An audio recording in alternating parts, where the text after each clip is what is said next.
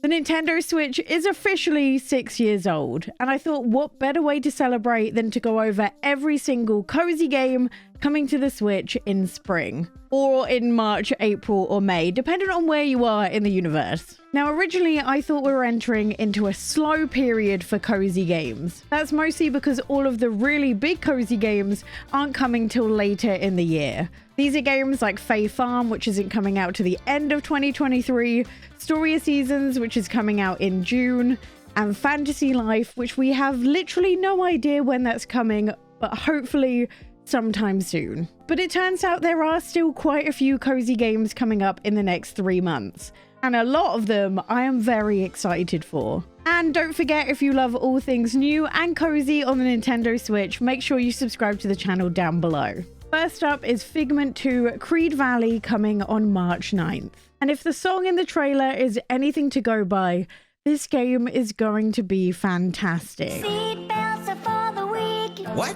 The chemtrails will kill us. Climate change won't affect me.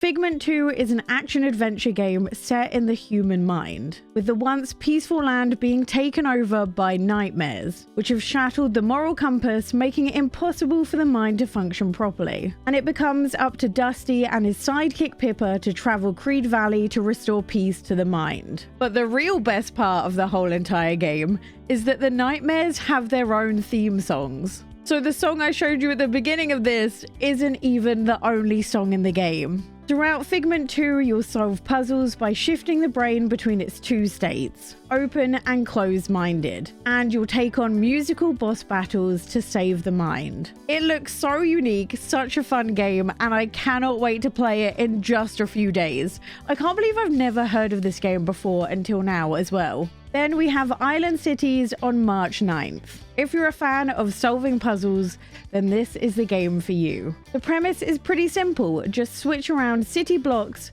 until you finish the map. There's no time limits, no resource management, just a 3D puzzle that you can take your time with and enjoy. And then we have Known by Heart on March 9th. This might not be as cheery, but it's definitely still cozy. The game itself isn't a long one, roughly being about 5 or so hours, and it sees you play as Misha, who lives in a quiet Russian town stuck in a monotonous dead-end job. Well, that was until one day his routine was shattered when his school crush returns to town. The game follows the two of them as they rekindle their previous friendship until the memories of their past become threatened. The game contains a bunch of mini-games alongside the non-linear story that has several different endings depending on what you do in the game. It's a little bit different to other cozy games I mentioned on the list, but it looks great nonetheless. Then we have Bayonetta Origins on March 17th. This will be my first ever Bayonetta game, and I am so excited to dive in. I am such a fan of the art style they went with for the game and everything we've seen so far in the trailers.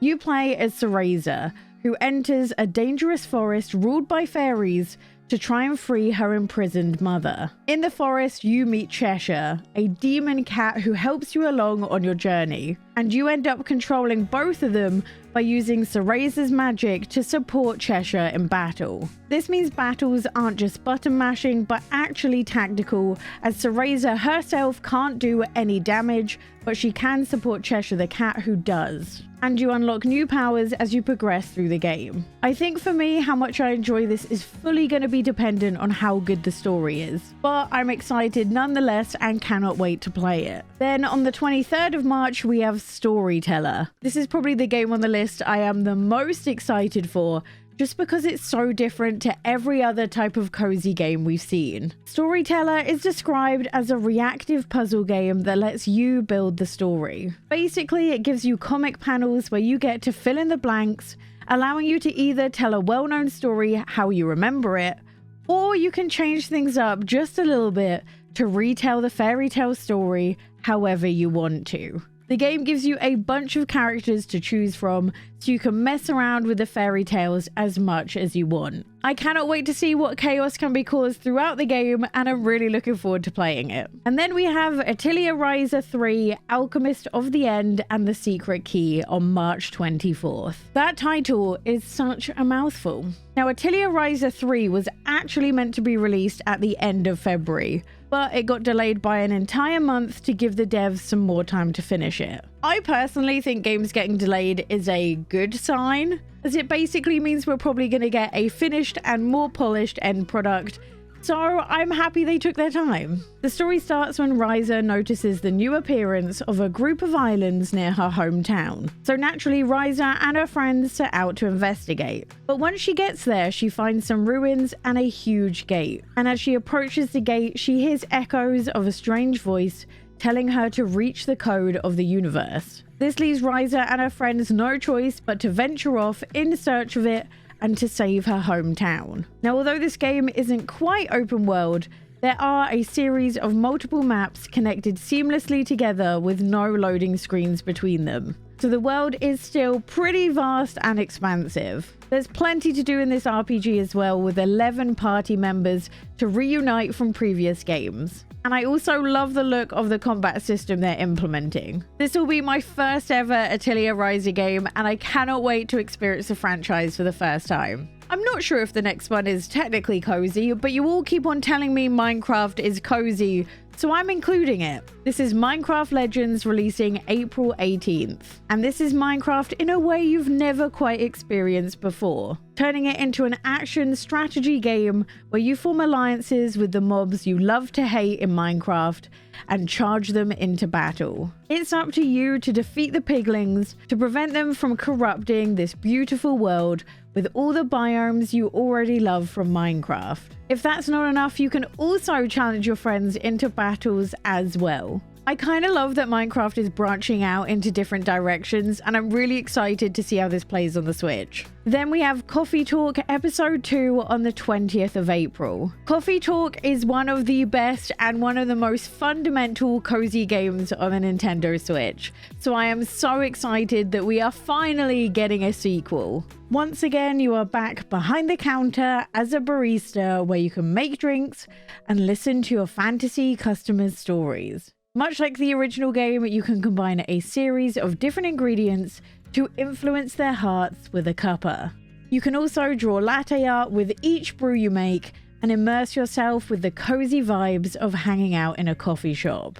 The atmosphere that Coffee Talk gives out with its lo-fi music is absolutely incredible, and it's definitely the epitome of cozy. Also on April 20th, we have Lifeslide. This may just look like a game where you control a paper plane, but it's actually also a story about life. And the story's told through the environments you fly through, alongside the original music that combines electronic rock and an orchestra all in one to make this a true experience. And although it can be slightly frustrating at times, as the game's going to require a surprising amount of skill, there's also a Zen mode that allows you to replay your favorite moments in a constant loop. And if you want to fly a paper plane competitively, there's also a competitive mode if you don't want any chill whatsoever. Although I am a little bit worried that this game is going to make me motion sick, it's really the stunning environments that caught my eye from the trailer and has made me so excited to try it out. Next is Afterimage, releasing on April 25th,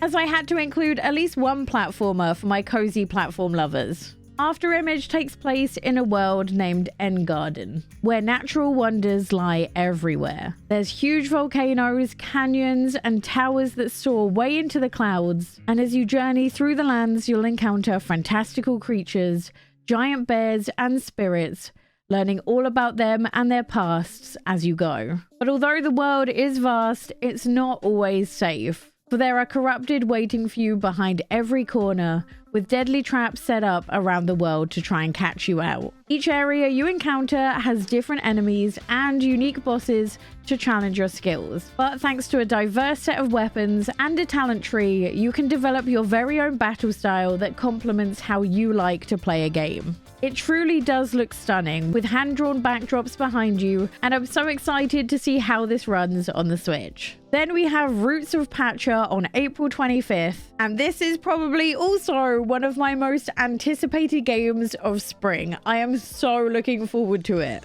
Now, I've mentioned this before, so I'll keep this brief. This has everything you'd expect from a Stone Age life sim. You gather food and farm vegetables, you can domesticate animals and learn how to hunt, and of course, you can explore the lands. But the thing that makes this stand out compared to other life sims is that you evolve and learn new processes to make your primitive world a little less primitive. You can learn stuff like metalwork, preserving food, and also things like pottery. And unlocking these new processes allows you to invent new buildings, allowing you to expand your town further. If this isn't enough, you can also decorate your entire house as well. And if you want to grow your town to be even larger, you can also invite people from the neighboring clans into your clan to make it bigger. And of course, like all good life sims, there's plenty of festivals to get involved with too. I love the fact that it is such a unique life sim. I am in desperate need for a brand new life sim in my life right now,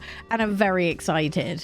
Now, if you're looking for something a little bit different to all the games I've mentioned, then we have Desta, The Memories Between, releasing on April 26th. Now, this is described as being a cozy, team-based tactical adventure where you follow the story of Desta, who every night falls into this mysterious dream world. This world is filled with the places they've been, the memories of regret-filled relationships, and a ball that can change the course of a conversation. Now, the tactical elements all revolve around this ball and how Desta and her teammates use this in a chess-like game. As you progress, you unlock new abilities, always keeping the game fresh. And the characters who help you along your way are all voice acted and each have their unique powers. I'm such a fan of the entire vibe of the game, and I'm very excited to see what it's like to actually play it. Then on May 12th, we have The Legend of Zelda: Tears of the Kingdom. Do I even need to say anything about this game at this point? I think we're all looking forward to it. We're all excited about it. And we all have so many questions about what's going to happen in it. Also, side note, can we just talk about how wild it is that they're charging £60 for a game that no one knows what it's about? So as we know so little about the game, I thought instead of going through the tiny bits that we know, I would actually tell you how to save a ton of money buying the game. If you're willing to get the game digitally and you also have Nintendo Switch Online, then there's actually a way you can get £18 off the retail price. All you need to do is buy a voucher for 2 games that costs £84, meaning that each game will only cost you £42. So if you're buying 2 full-price games on the Nintendo Switch, you'll end up saving quite a lot of money if one of them is Tears of the Kingdom. Now, I do have a feeling that Tears of the Kingdom is going to be a much darker version than Breath of the Wild was, and I feel like it might have similar vibes to Majora's Mask, which I absolutely love. But I am convinced the reason we know so little about the story is because the story's gonna be absolutely epic. I truly hope that this is gonna be a Game of the Year contender. I am so ready for another huge game by Nintendo. I am so looking forward to it. Then we have Garden Simulator on May 19th. This is for all my cozy plant lovers, as it sees you take care of your very own allotment from the comfort of your own home. You can decorate it, you can mow the lawn, water your seeds, and then harvest all the fruit and veg that you grow there. I love simulation games as they are my favorite to play while watching TV, and this one just seems perfect for me, mainly because I can't keep real plants alive. Let me know in the comments down below if I've missed out any of your most anticipated spring games. And if you want to see my favorite RPGs on the Nintendo Switch, click this video here. I'll see you in the next one. Bye!